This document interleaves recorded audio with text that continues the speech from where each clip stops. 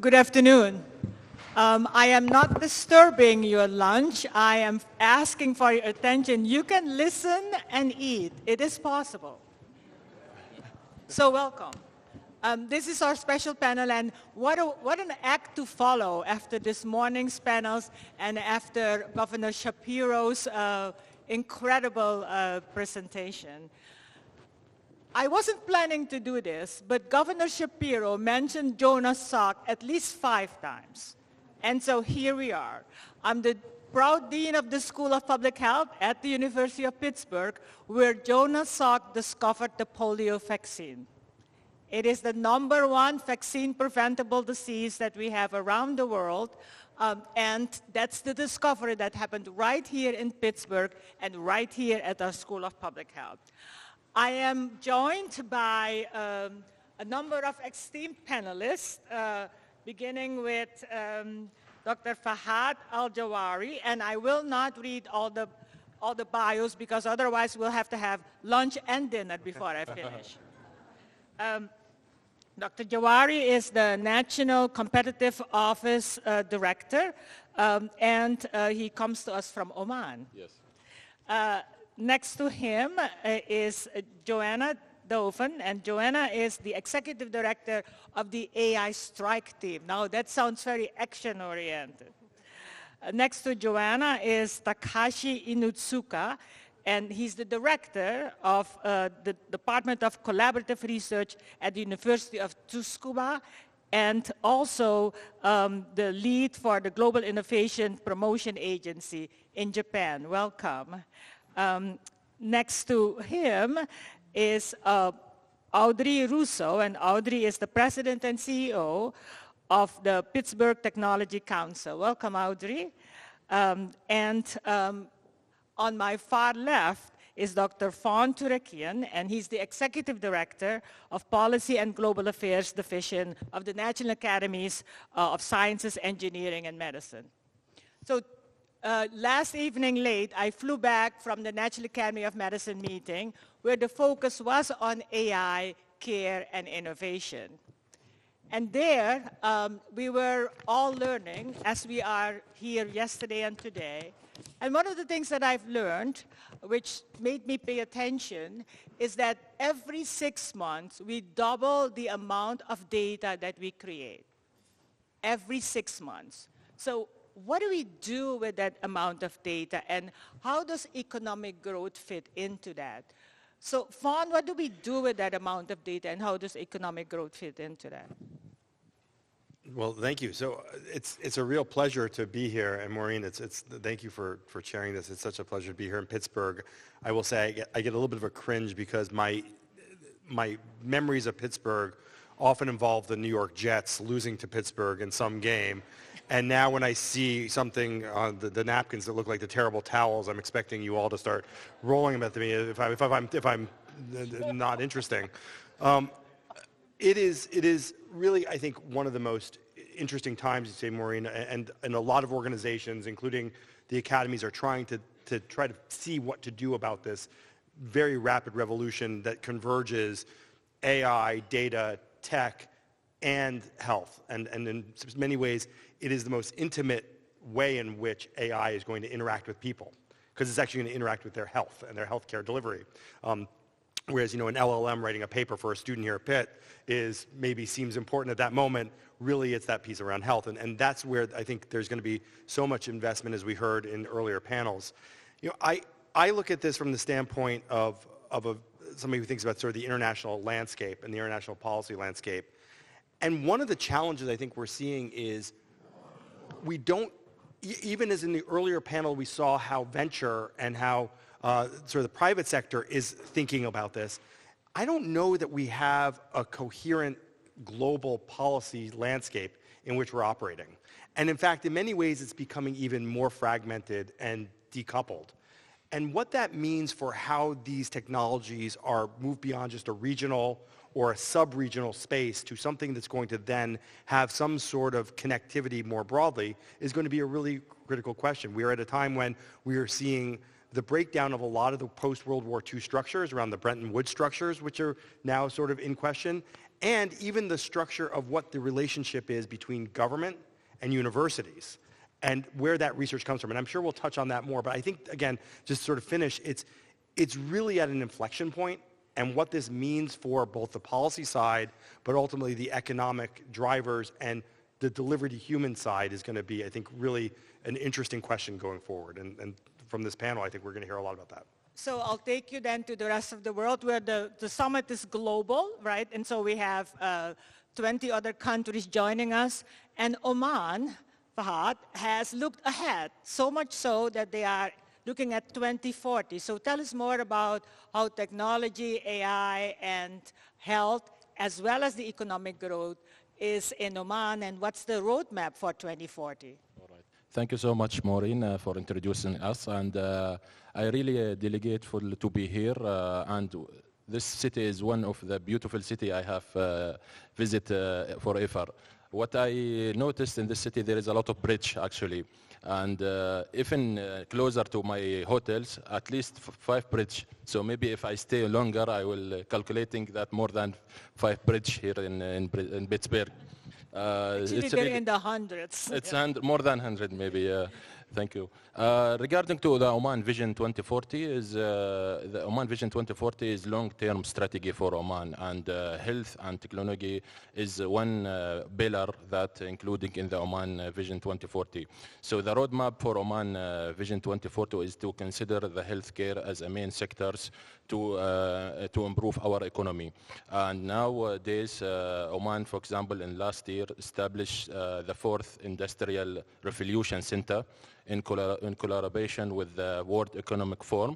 And the aims of this center is to deploy the AI technology across the sectors in Oman.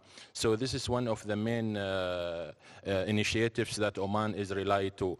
And also, what I want to express that the AI important and really significant for the healthcare, because if you have the AI technology, the cost of delivering a healthcare, public healthcare for patients will be less. And this is really important for our government, because the government expenditure for the health and education is really high. High contribution of the GDP. So the healthcare is really a prioritizing for our economy. And when we have the advanced technology and knowledge-based economy, it will help us as a country to reach our goals in Oman Vision 2040. So it's really important, and the target for Oman Vision 2040 is to provide a high quality of health for all people in Oman. If you consider the population of Oman, Oman is almost half of our population are expatriates. Coming from India, from Pakistan, from Bangladesh, or even from Europe also as well. And the half of our population are Omani citizens. So the government are providing the public health actually for free for all the citizens and expats. But we need to think about out the box how we can sustain the healthcare, the public healthcare for all citizens. Yeah, thank you. Thank you. So Joanna, one of the important things is thinking out the box is that predicting how we have access, just like predicting how science works for communities. I'm putting my public health hat on right now. How do we bring researchers and those startups together? That's a great question. So place is so important right now because there's so much happening with the pace of innovation that there is a natural tendency to bunker down into your silos because you just don't know. There's a lot of fear that we have about AI because we're reading things, we're listening to, AGI and what it could do to jobs and robots. Now, all of us here, most of us, I think, have PhDs or master's degrees, so we read a lot, and so we quell those fears with knowledge and facts. But when it comes down to it, there's 2 elements that we have to get behind as an ecosystem to connect researchers and startups and to commercialize.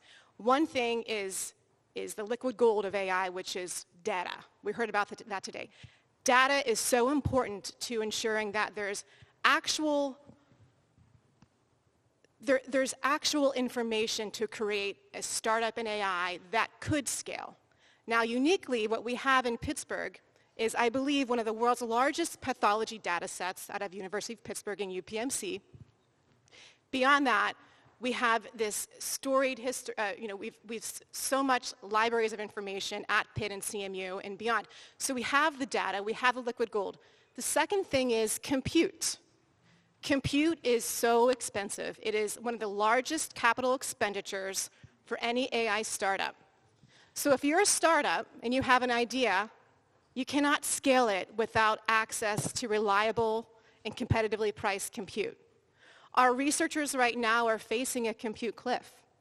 So how do we solve that? And so we have to think out of the box. And one thing that the Strike team is doing is connecting the data center developers in southwestern Pennsylvania with the demands of the innovation ecosystem. So imagine this. Take a data center that's being built in Pennsylvania. There's one being built right now that's going to be about 1 gigawatt, okay? That would power Philadelphia 3 times.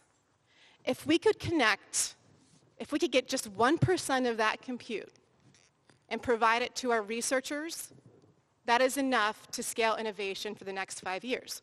1% of that total compute. So who is having those conversations and who is leading it? And that's one thing that I'm doing with a lot of partners and that we have to keep doing. We have to break down the friction walls of compute. And so we've heard earlier in one of the panels that garbage in, garbage out. We also know, Audrey, that what's measured gets done. So tell us what are the measurable indicators that we can rely on for us to have not garbage in, garbage out. Well, it's interesting because I track, national competitiveness, local competitiveness, et cetera, using the data that's available to us. And there's a couple of things that I'd like us to really think about and us to sort of hover over. And one is that the data shows that long-term medical research, which is just incredible, where we are sitting right now at the University of Pittsburgh, is incredible. But that research in and of itself does not drive economic growth. In many ways, what it does, the real opportunity for us, and I don't know if Karen Feinstein's in the room or not, but I'm riffing off of a lot of conversations that I had with her. She runs the Jewish Healthcare Foundation.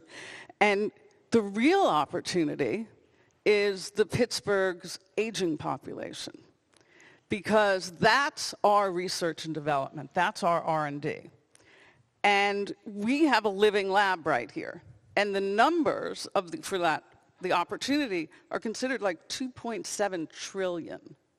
So imagine that. I think that's what we actually owe in national debt here in the United States, but that's another topic. That is the longevity market. So for now, let's support those researchers and do whatever we can so that Washington can make sure that we're supporting that long-term gene therapy, cancer research, et cetera. But the opportunity for us here, and probably in these other locations as well, I know for sure, is that aging in place, looking at the horizons for 3 to 5 years, and looking at the opportunities about communal care models, and understand, like what Joanna was saying, is that people are fearful about jobs, right? People are fearful that there's not going to be, my job is going away. But it is a new world, and the new opportunities to leverage artificial intelligence, leverage the data that we know, leverage robotics and autonomy is for the new tomorrow. And that new tomorrow is now. Because the aging population of people who are 60, and I hate even using that word 60, that's an aging population. Well, I'm defining age as being wise, not being old. Yeah, I'm defining it as being 120 years old. So, that's what I call aging. So that's what will create jobs, and that's what will create, and that we here can export that tomorrow. So you've heard of all of our panel members but one. And, Takashi, you're focusing very much on multi-sector collaboration that is the Tsukuba ecosystem. So tell us more about that. Thank you, Maureen. That's a very good question, and something we work on every day in Tsukuba. I believe there are three key things for building a good bridge between science and the real world. And they work at two levels. One micro level, where people and projects work together, and macro level, where systems and policies support long-term growth. First, at the micro level, a bridge needs to be designed from the start. We don't wait until research is done to think about regulation or the market. Instead, we plan those parts together from the beginning. In Tsukuba, we believe we are experts in regulation, patents, core technologies, and manufacturing. So the bridge is being built while the science is still developing. These experts help assess the technical sound needs and potential scalability of new ideas, ensuring that promising research can move smoothly towards real-world use. This early teamwork often saves years when moving from discovery to real products, especially in medical technologies. Second, still at the micro level, a bridge must be cross-sector and people-centered.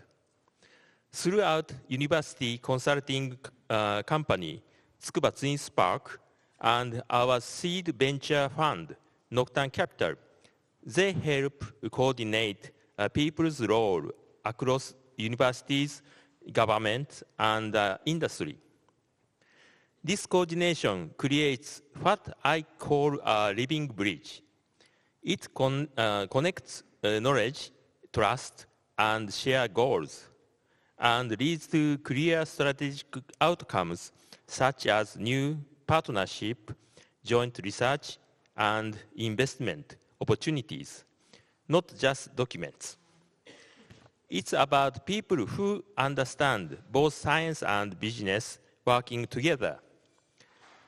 At the macro level, we connect innovations with global systems, with regulation, market, and policies, so that startups can grow internationally. Through the TGI, TGI is my organization, Tsukuba Global Innovation Promotion Agency, or TGI, but not Friday.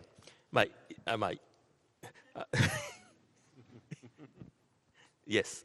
So through the TGI, we collected and share information on trend in technology, regulation, and policy, both in Japan and abroad. We also build strong networks with key stakeholders and take part in committees that influence the innovation-related decisions. In some cases, we do this through the consortia that bring together universities and companies working on same field of innovation. These activities help align innovation efforts with international standards and create an environment where ideas can move smoothly from research to real-world impact. This global from the start approach helps new ideas from Tsukuba become scalable, sustainable, and meaningful for the economy. To sum up, building a bridge between the science and economy needs work at both micro and macro levels. At the micro level, we design good processes and coordinations, creating a living bridge through collaboration. At the macro level, we connect systems, share knowledge, and align goals through networks and consortia. Together, these create not just one bridge, but a living ecosystem that continuously turns research and innovation into real impact for society and the economy. Thank you. So, Fawn, we've heard about bridges, we've heard about multi-collaboration. Important for public health is to look at the economic growth through 6 lenses. The financial lens, that's obvious, the human lens and the cultural lens, the social lens, the infrastructure lens. We saw what happened during COVID-19 and the supply chain, and the political lens as well. So if you look through those lenses, where do you see us having the greatest potential? Well, I think what's interesting, actually, Maureen, is that every one of them actually interplays upon one another. And so in some ways, it's like that game of pickup sticks. You pull one out, the whole thing's going to fall, or I guess Jenga. One out, it's Jenga, yeah, or I'm dating myself here. But it's, I'm going to take this a slightly different question, because as I was hearing these conversations here, one of the things that just stands out to me, and then particularly listening to the governor right before this, is we're seeing such, across almost every domain through this, a rethinking of the entire economic structure. It is going to be across every domain that we're going to need, bluntly, more of everything. You heard the governor talk about an all-of-the-above strategy for energy. From the days that I was at the State Department doing energy policy, we always used to say all of the above. We didn't really know what we meant. Literally now, people are saying all of the above. Like it was already all of the above except for nuclear. It was all of the above except for coal. Now it's truly all of the above. If we're thinking about what's going on in all the geopolitical conversations around access to critical minerals, I mean, this is an all of the above, not from the standpoint of all the above minerals, all of the above supply points for these minerals, which is just, I mean, it is front and center in every conversation the senior leadership of the United States is having with their counterparts. Just look with Australia, the whole conversation going on right now, even around Ukraine, which is a piece. So it's in every component of the human endeavor, before you even get to the application, that we're seeing just the driver of this change in driving and all of the above, recasting not only the economy, but just the production of more and more and more. And I think we're going to have to figure out, from the social compact part of that, how do we balance that? And what does that actually mean? And what are the different ways in which science and innovation help address that, both in terms of developing the supply side, but knowing it's also very strongly on the demand side as well.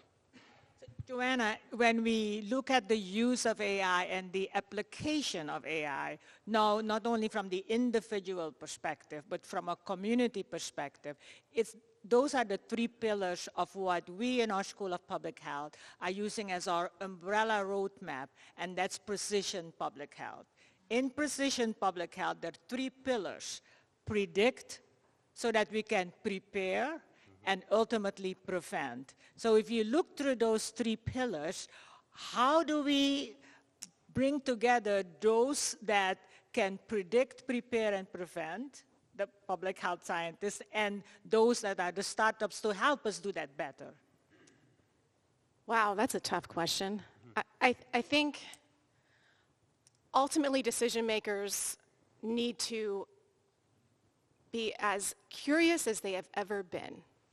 What I mean by that is, it's not ever been the case where you have an AI researcher that has a growing startup company that maybe needs to talk to the head of a trade union because they need to figure out how they can access a data center and get the GPUs because they can't wait for their investor, right?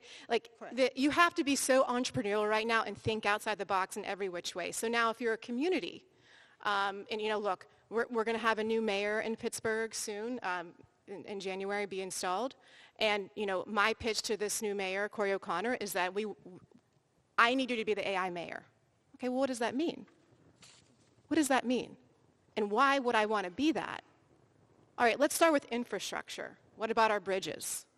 Okay, exactly. We've got a lot of bridges. Guess what? We have a company here headquartered at Nova Place where the PTC is, Audrey's entity. And guess what they do?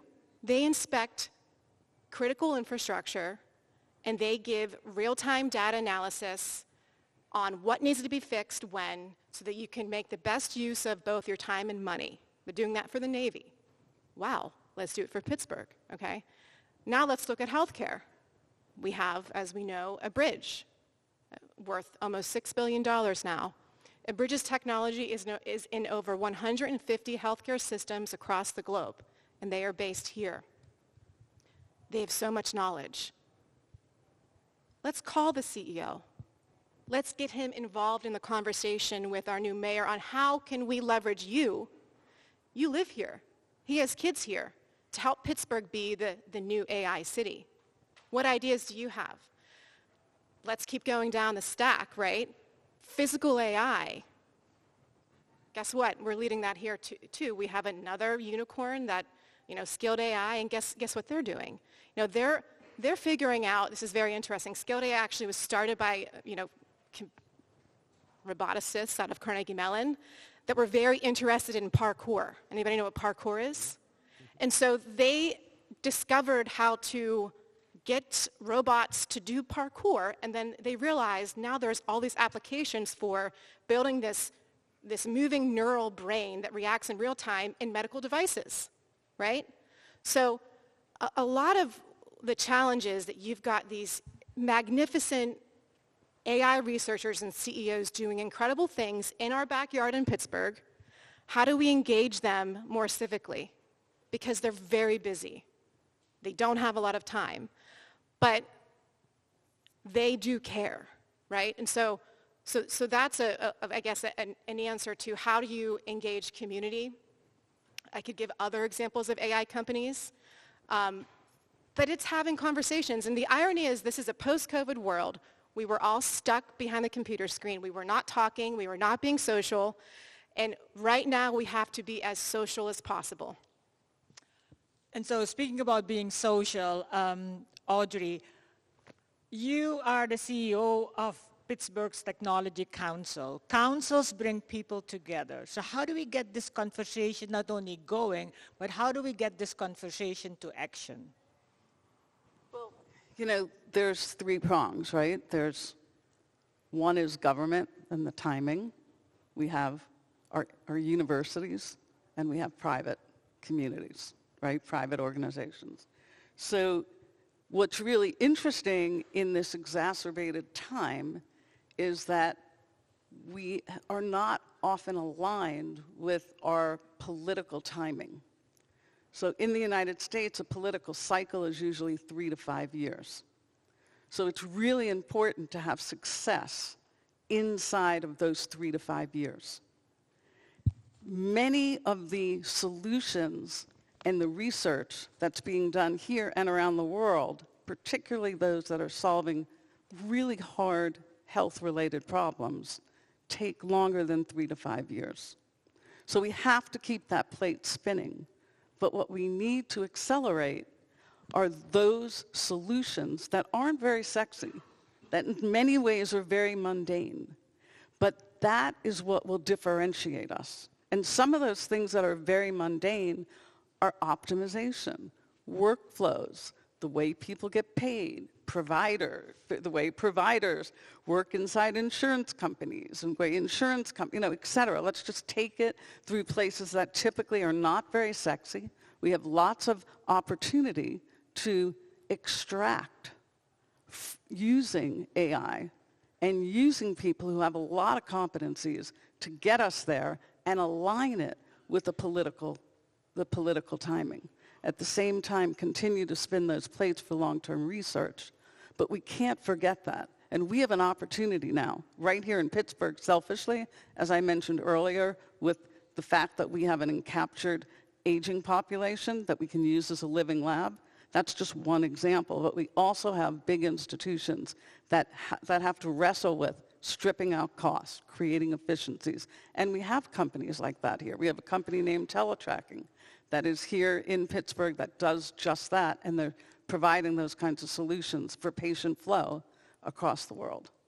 So what we're doing here at this meeting is a tremendous amount of asset mapping. I'm so proud of our university to be that convener of that asset mapping.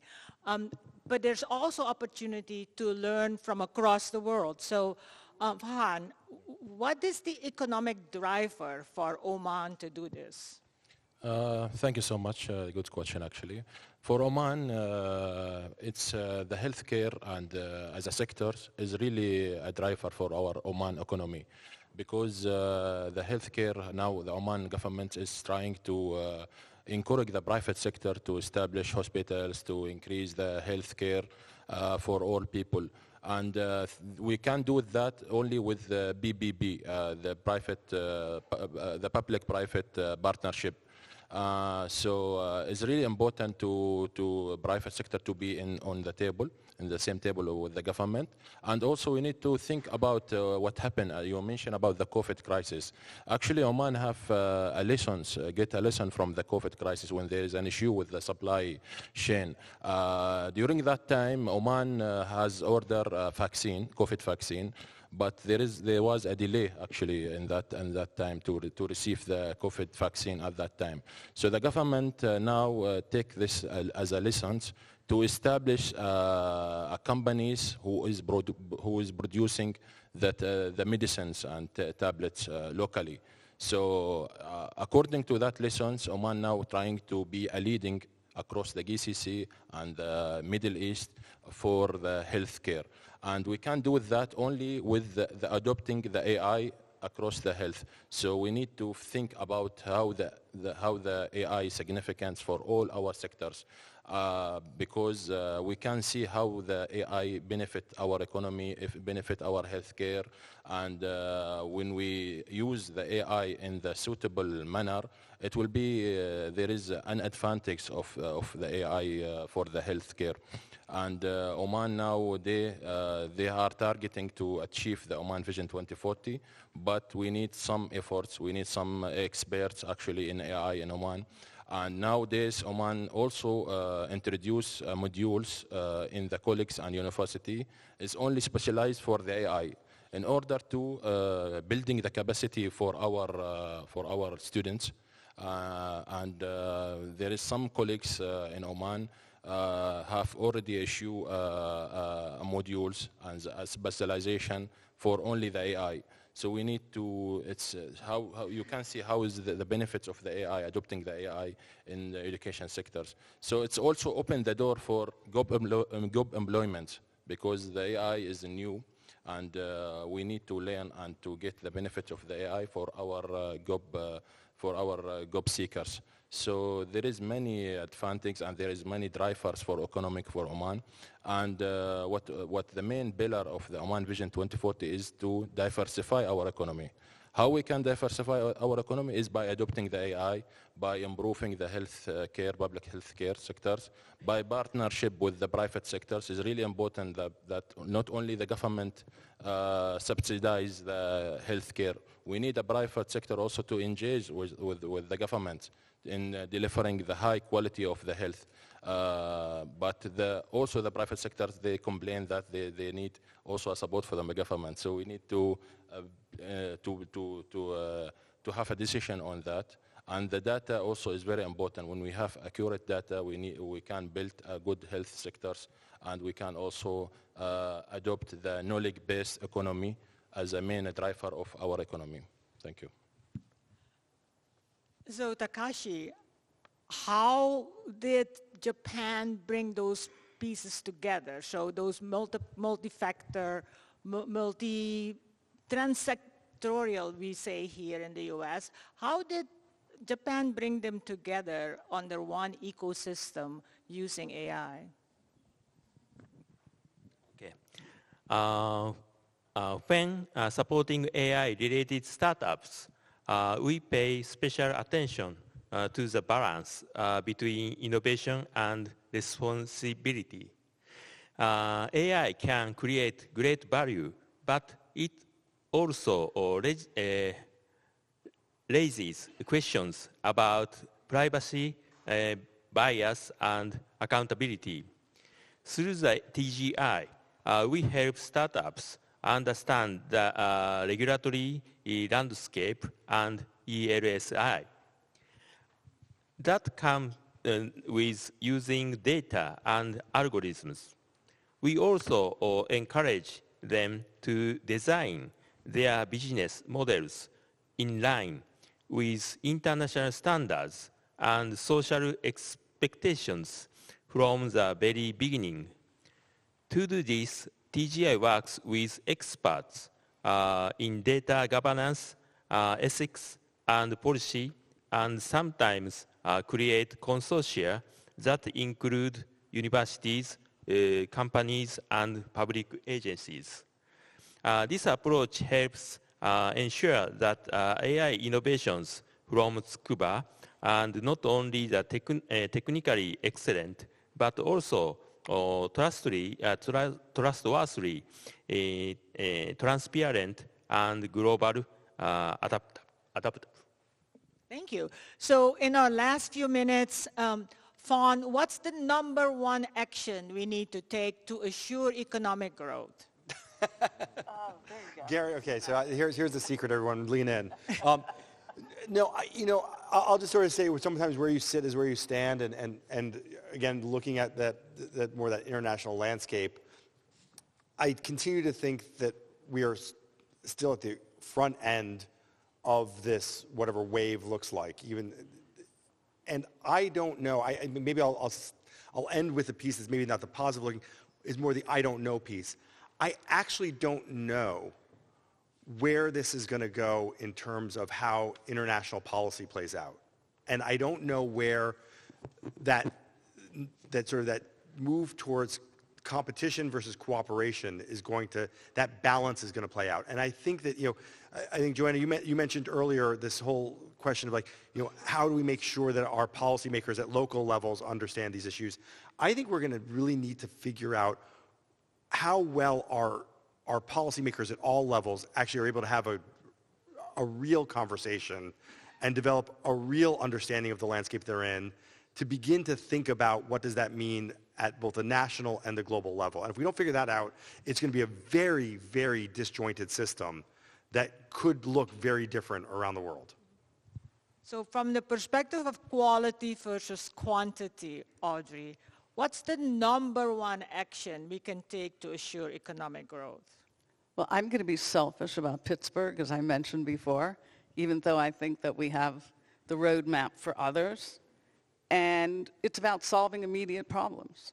And I think those immediate problems are the ones that I laid out a few minutes ago. I mean, we have a living lab that's right here. And we have incredible institutions sitting in one right now with a lot of expertise. And we can export our expertise around the world. And we can do that by leveraging this $1 trillion market in the aging population. And we can create jobs now that aren't going to all be automated, they are going to require human connection. Yes, they're going to be using robots. Yes, they're going to be using every touch point of artificial intelligence. But the opportunity that we have here is to export, to help Japan, to help Oman, to help all these other places, and do that within the window of a political framework, which is 3 to 5 years. So in public health, we try to be very precise. So I'm going to ask for one word that would let us take action. Takashi, one word. What's the one word? Okay. That's a collaboration. Collaboration. Yes. All right. Pahan, what's the one word? One word is investing in R&D. I believe is really important, and education really important. No I can pressure. I can do What's four the one words word? now? 4 words? Okay, one word. Move. We got to move. And please move to thank our panel.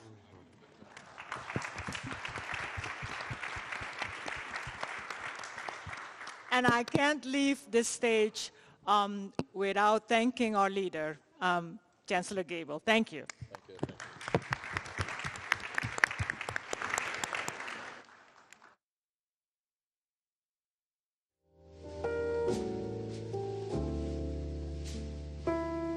Panel, thank you, panel. There is now a short 5-minute break. The next panel will begin at 1:30 on the 7th floor auditorium. Thank you.